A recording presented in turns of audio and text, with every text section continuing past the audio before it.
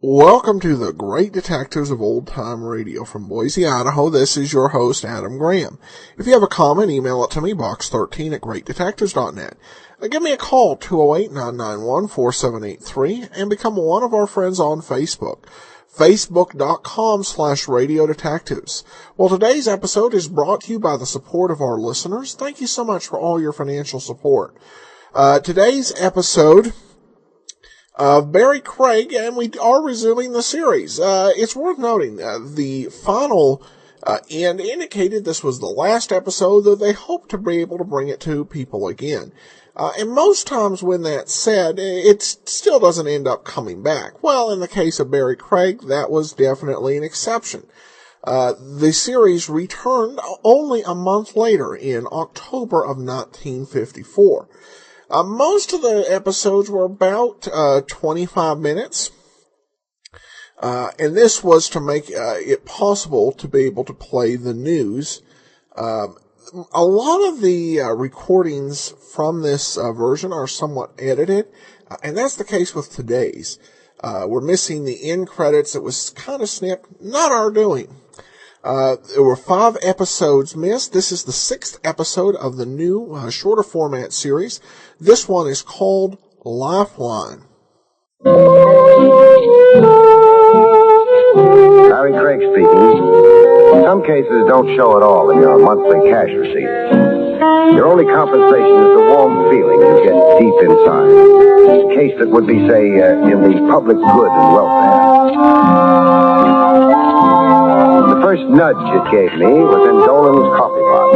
I was having a steak burger, free on Dolan. Dolan was paying off a World Series bet. His team had lost. The nudge came from a girl, 20 maybe, give or take a year, in a cloth coat with a babushka around her head.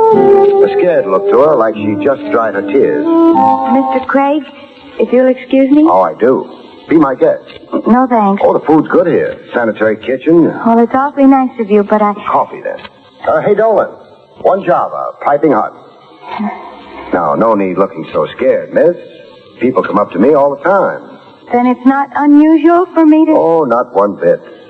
The day my private life gets too private, friend, make room on that breadline. My name is Norma, Mr. Craig. Well, stretch it. Norma Barron. Your own crisis or a borrowed one? I'm here on behalf of my boyfriend, Chris Jakowski. Here with his consent and blessing? No. Oh, he'd be furious if he... Enough said. Hand me a napkin. Napkin? For my steak burger. I'll wrap it up and finish it under the stars. My guess is that you'd feel freer without so many ears around. Well, it is awfully crowded here. Everybody's staring at me.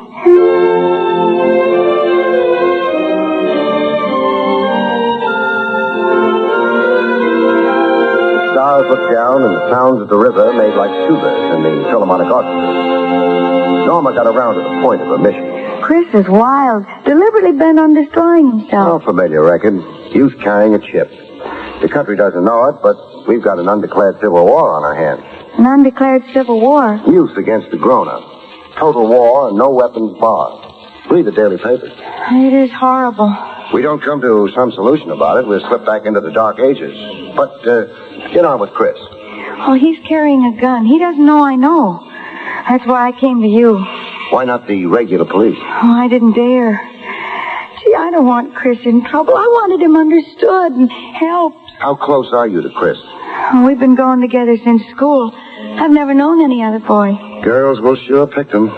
Well, deep down, Chris is good and gentle and decent. So, okay. Who might argue with love? So what sours Chris? I'm not too sure. Personality problems, I think. The hard time he's been having, his lack of direction. That about covers what ails the world. Does Chris work? He keeps losing jobs. Oh? Tell me about his associations. They aren't good. Chris goes where he's accepted. He doesn't discriminate. What's got him feeling so low down and rejected? Besides his hard luck with jobs. Well, he's always felt second rate. His boyhood was a mess. Parents? An aunt and uncle. Not always a satisfactory substitute. Okay, I'll look Chris up. See what's got the boy toting a gun. Chakowski, only he didn't know it at the time. I wanted to tail him for a while on the QT, see what pattern of movement was typical to him. Average looking, except for his clothes. The clothes were stylish, a fancy Dan cut to them. His movements for a while were very typical of the young tough, lounging in front of a barber shop, then across the street to lounge some more in front of the Apollo Billiard Academy. A little chit-chat with a few young fellows trying to look hard. And then with the 10 p.m. chimes, Chris took himself a walk, with me not far behind him. A short walk it turned out to be, to a movie house, the Odeon. A double feature playing Death in Spades and Girl of the Manitoba Trail. I was right in line with him, buying an admission ticket. The guy buys into a movie house, he generally finds a seat and settles down for a 3-hour snooze. Not Chris Chakowski. He no sooner got in, he was leaving by the balcony fire exit.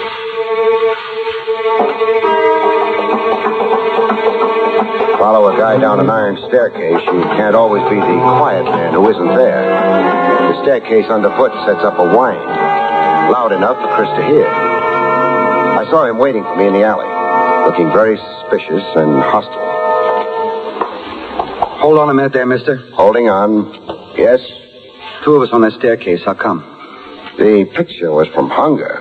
Like you, I decided to leave. Why the fire exit? Oh, the fastest out. No pushing past people in the lobby. I got my cue from you, Sonny. So what's bothering you? I don't like strangers behind me. Nice persecution complex? No? Nothing. Fancy talk. All right for me to keep going? Yeah, I guess. All right, sure. Yeah, you read about muggers all the time, mister. Sure. Always suspect a guy creeping behind you. That way you grow up to be a grandfather someday. So scram already. Let's don't make it a coffee clutch. Sure, let's don't. But before I bow out, I've got something for your nervous system. Oh, my nervous system? Now what? A jolt. A real one this time. Hey, you got a run on me. Haven't I, though? You ain't gonna make out. All I got is $1 and a pack of smokes. And a gun? Come again? I said you've got a gun. Oh, now what makes you think that? My X-ray vision. Keep your buck and cigarettes. Just pass up the hardware. Let's have it. Sure. You know something? What? You know, stick up, you're a cop. Know something? What? You're so right. I know an empty warehouse a few blocks south. Let's go to it, huh? What for? Privacy. There's a loading platform we can squat on. Have a nice, long talk. Nice, long talk. Hey, what's with... Perambulate, Sonny, or I'll get you there the hard way.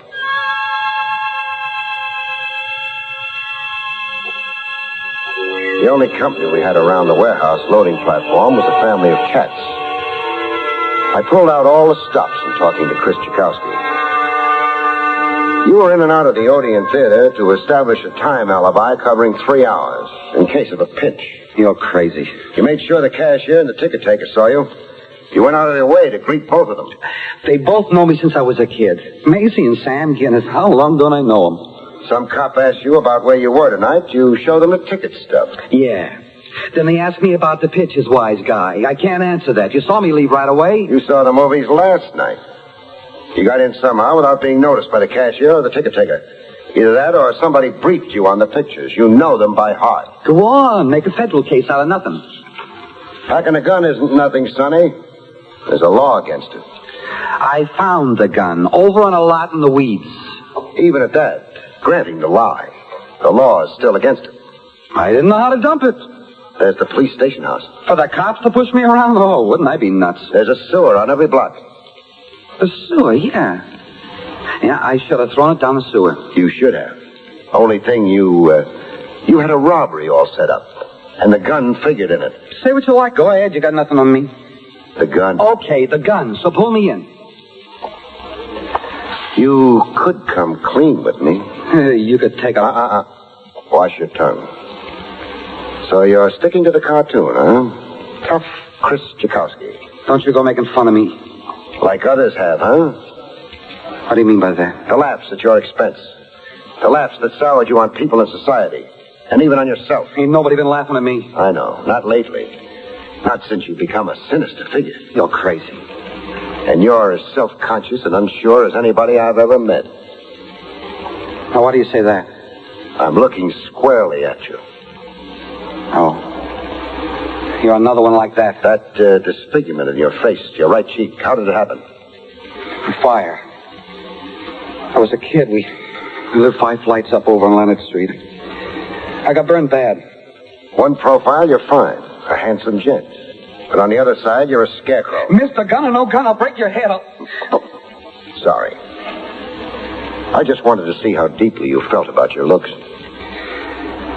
I don't think about it until a wise guy reminds me. But you do think about it, Chris. It's on your mind and in your eyes and heavy on your soul. It's got you toting a gun and planning robberies. I'll ask you again. Come clean. Come clean about what? The robbery scheduled for tonight. Where? Who? And the fellas in it with you. Their names. I got nothing to tell you, nothing. The code, huh? The pony code of honor. Don't squeal. Don't even let out a peep in the electric chair. Where do you live? That's for you to find out. I don't think I'll try. Good night. Good night? You letting me go? For now. Oh. You gotta keep hounding me. Yeah. From here in, I'm the angel over your shoulder. You'll never walk alone. You think. I'll get even with you. You watch. You dirty no good copy, you just watch. I didn't bother answering that. I let the family of cats do it for me. In the morning, I had eggs and coffee. Still free on Dolan. Meals for a month on the house. That had been my winning World Series bet with Dolan. The morning papers told me what Chris Tchaikovsky wouldn't talk about the night before. Masked gunmen shoot hotel cashier in holdup. Escape with $6,000 in cash. The Everly Hotel, 9 blocks from the warehouse where I'd sat out the evening with Chris Tchaikovsky. 9 blocks. A 10-minute stroll for Chris from the alleyway of the Odeon Theater. I'd sure gummed up his plan. Not being able to find Chris Tchaikovsky, I found his girl Norma Barron instead.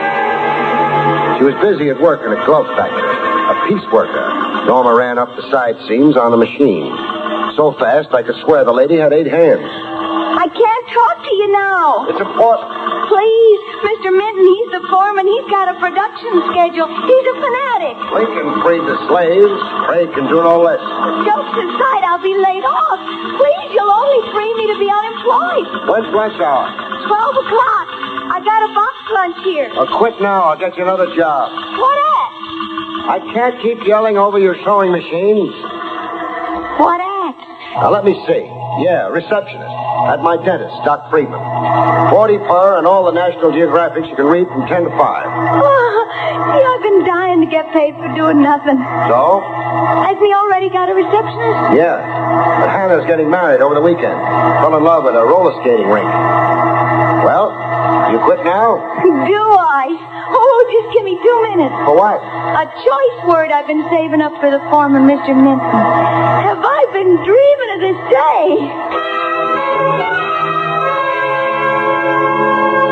Norma was just too nice a girl to be making 2 hands do the work of 8. I asked her help in finding Chris. I'm afraid Chris has gone away. Why do you think that? His room, he wasn't in it this morning. His room? Furnished room at Mrs. Bester's. I ring Chris's bell mornings and we eat breakfast together and then he walks me to work. Did you go up to his room? Yeah, It looked like Chris had vacated it. His personal stuff wasn't around. No note for you? Note? Of explanation? Oh, no. No note.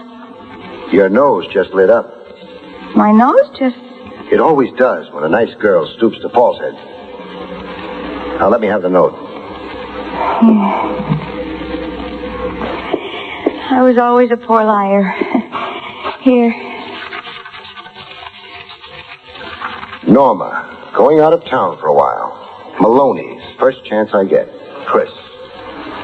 What does Maloney's first chance I get mean in lover's code? Or Chris will telephone me. Maloney runs the barber shop. Hey, what trouble is Chris in? I'm not sure. The morning papers, however, are full of a hotel shooting and stick-up. Chris? No. So happens I'm his alibi for last night, thanks to you. Thanks to me? If you hadn't sent me after him, it's my notion Chris would have been one of the masked gunmen last night. Oh, I'm so relieved. Don't be too relieved. He's on the lam, voluntarily or by force. Force? Chris didn't show up with his gun last night. His friends want to know why not. They had a job blueprinted with Chris fully informed. That makes Chris a possessor of dangerous knowledge. Yeah, Chris might have lammed voluntarily or by persuasion. You said before a hold-up and a shooting. A shooting? The night cashier in the Hotel Everly. Oh. He's got a bullet in him, pierced the lung. First surgery was successful, but a second might not be. It could be murder. If the cashier dies, a man of 65, Norma. Shock alone can kill him. Oh, what a lucky thing that Chris was... Pause in your prayers and write out a list of Chris's so-called friends, huh? All of them you know.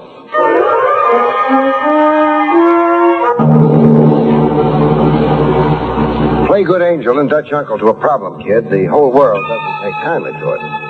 Sometimes there's a sharp protest from persons known and unknown. In this case, persons unknown. Some belligerent shooting up street lamps. Correction, shooting up confidential investigators. This shot practically singed my whiskers. I made the safety of a shoe shine parlor. I needed a shoe shine even less than I needed a hair singe.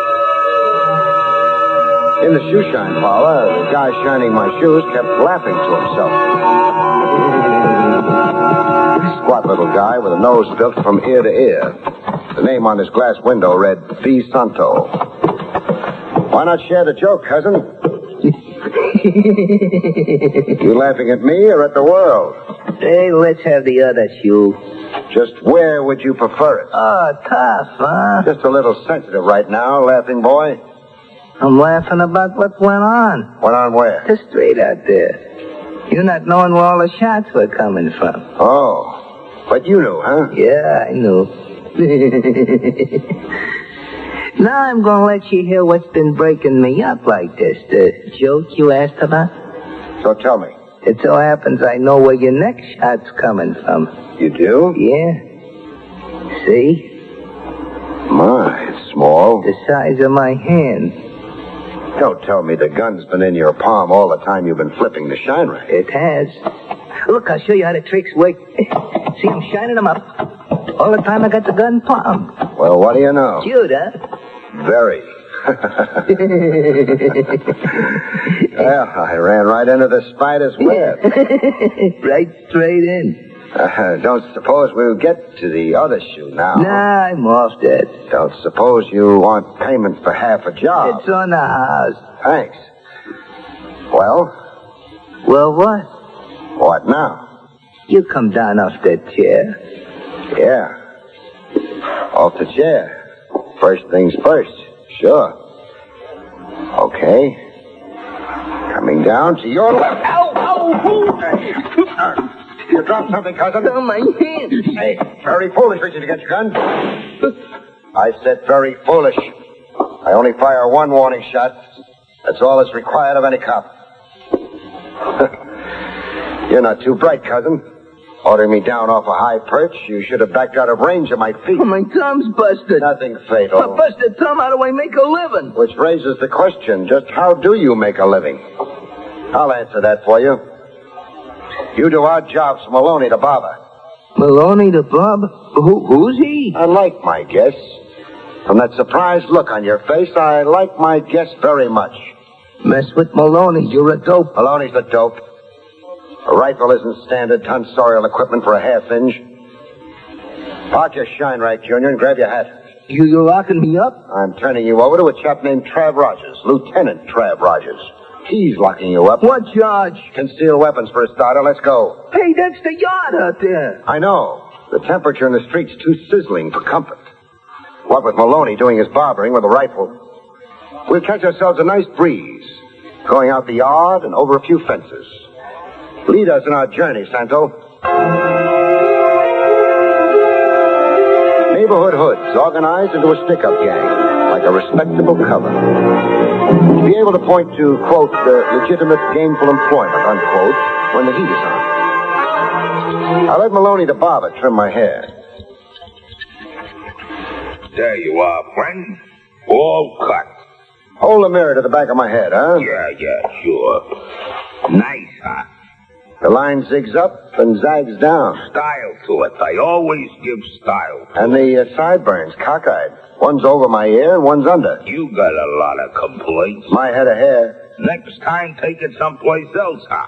What barber college did you study in, chum? That's my business. Bet I can guess. Sing. I take so much needling and then I beg your pardon. What did you do that for? Oh, it's an accident. I was getting off the chair. I didn't see your big fat stomach in the way. I gotta sit. You knocked the wind out of me. Here, let me help you sit.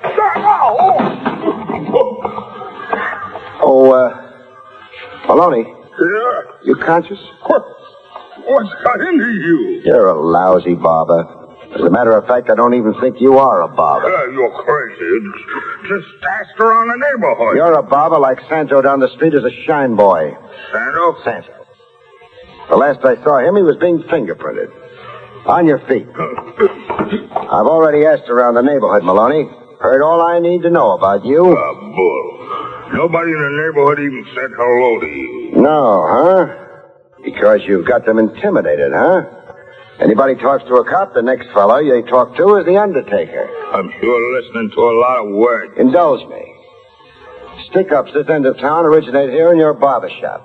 Like the one last night in the Eberly Hotel. Like 20 others that have gone unsolved the last 2 months. Young men in here get a lousy haircut and a big education in crime. Words. Words to dress up an indictment. I've got a list of names with me.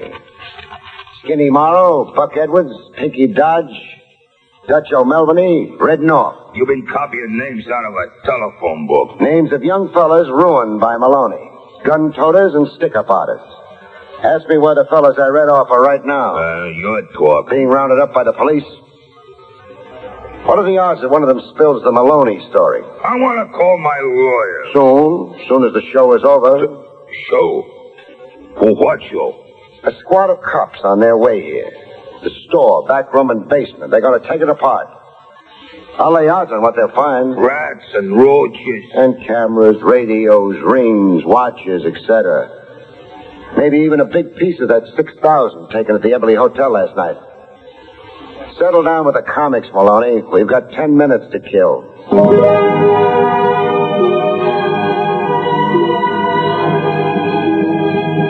I bagged a lot of wild game. I had the standing room only sign out at the local clink. But I still had the problem of Chris Chikowski on my hands. I thought that one over, and then I took my thoughts to a fellow uptown. A fellow with an odd name who wore a short white coat with the pomp of a Maharaja in his ceremonial robe. His name, Igor von Strater. Dr. Igor von Strater. I had Norma Barron along with me to solemnify the occasion. I'll be pleased to do what you ask, Mr. Craig. Great. And I can't tell you how much I appreciate it. Medicine has a soul, too, Mr. Craig. Like your profession. Then the sum we agreed on. Here, $300. You'll find it all there. But I will be pleased to accept nothing. A $2,000 job for a measly 3 C's is charity enough. You have got an overhead. When will you send the young man to me? Tomorrow or the next day. I've got to work over him before you can. Let's go, Norma.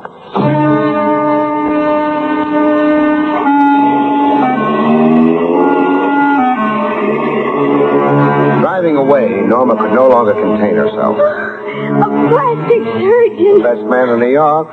You heard his usual fees. Yeah, $2,000. The only permanent cure I know for your guy. Fix that cheek of his and you fix his morals.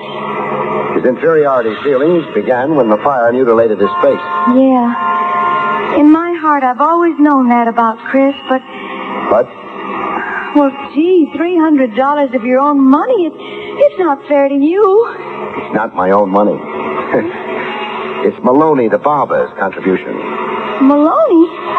I don't know. I scooped up the contents of his cash register before the police raid began. I found $298 net. I added $2 of my own. Maloney's dough, so what? For the fellows he's ruined, I say let Maloney's money do one fellow some good. Call it poetic justice. Gee. I don't know what to say. Say this. When Chris Tchaikovsky finally rings you on that telephone. Come home, Chris. Come back to the old block. Use every feminine persuasion you know. You make it sound extra important. It sure is. I'm putting on a show for Chris, sister. A show with fireworks he'll never forget. He's got to do some suffering before the magic rainbow appears. For the good of his immortal soul. When I'm done with Chris, he'll be very happy to live. Happily ever after. The phone call to Norma came through, and soon enough. I watched Chris Tchaikovsky take a quiet evening stroll down the old block on his way to meet Norma. I let him cross from Santos Shine Parlor to Maloney's barber shop before I opened fire. When he fell face down in the gutter, I gave him a couple of extra shots. I watched him roll over, face upward to the sky, then go rigid as the angel of death tapped him on the brow. A hysteria reaction. All pure shock. Chris's death was grossly exaggerated. After all, how could he be dead when I'd been using blank bullets? Soon I listened to Chris Tchaikovsky talk to himself. Miracle I wasn't killed. Maloney had a rig for me to be killed. Miracle, the bullets passed all around me. Still feel you owe loyalty to rats? I learned my lesson. I learned it. Ready to get it all off your chest now? Yeah, sure. Anything I know to tell. You'll feel better for it. The underworld code is for suckers, son. The rat you're protecting is generally aiming a knife at your back. Yeah, a gun, you mean? Yeah, I know that now. And how I know that. While Chris Tchaikovsky was getting it all down on police record, I had a few private words with Norma. You faked the attempt on Chris's life. Yes. Show a man the face of death and he develops a love of life. The good, clean life. Sorry the shock therapy had to be so, melodramatic. Oh, I fainted dead away when I heard the shots.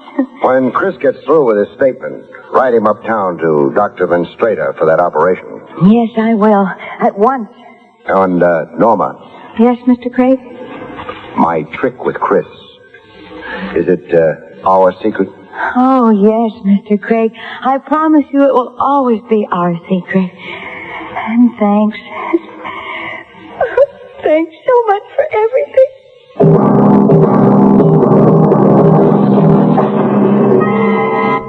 Welcome back. Well, this was a different episode of Barrie Craig.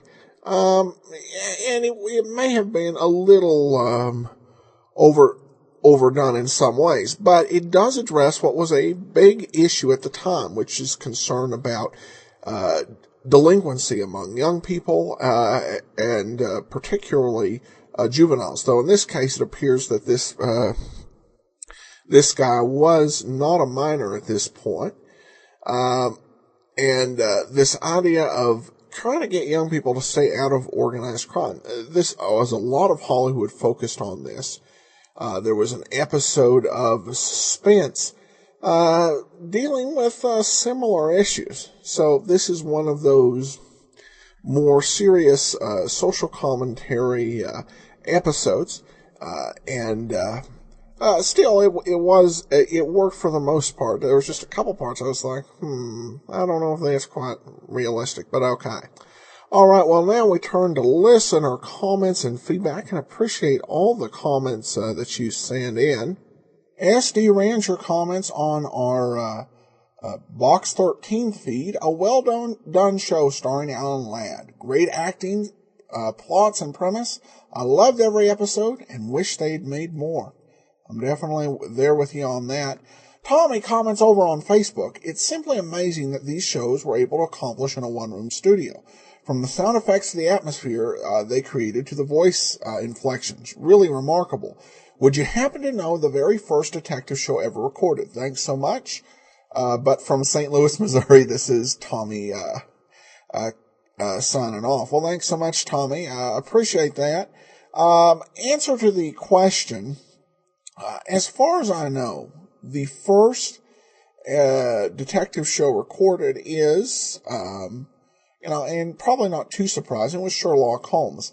1930, that was the first time that the New Adventures of Sherlock Holmes began to be out there, and it continued on the radio, with a few years break here and there, for the better part of 20 years. And then after that, you'd had Charlie Chan and Mr. Keen, Tracer of Lost Persons, become very popular on the airwaves.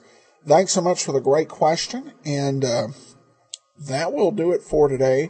We will be back tomorrow with an episode of Poirot, and then join us next Monday for Barrie Craig, Confidential Investigator. Send your comments, box13, greatdetectives.net. Follow us on Twitter at Radio Detectives, and give us a call, 208-991-4783. But from Boise, Idaho, this is your host, Adam Graham, signing off.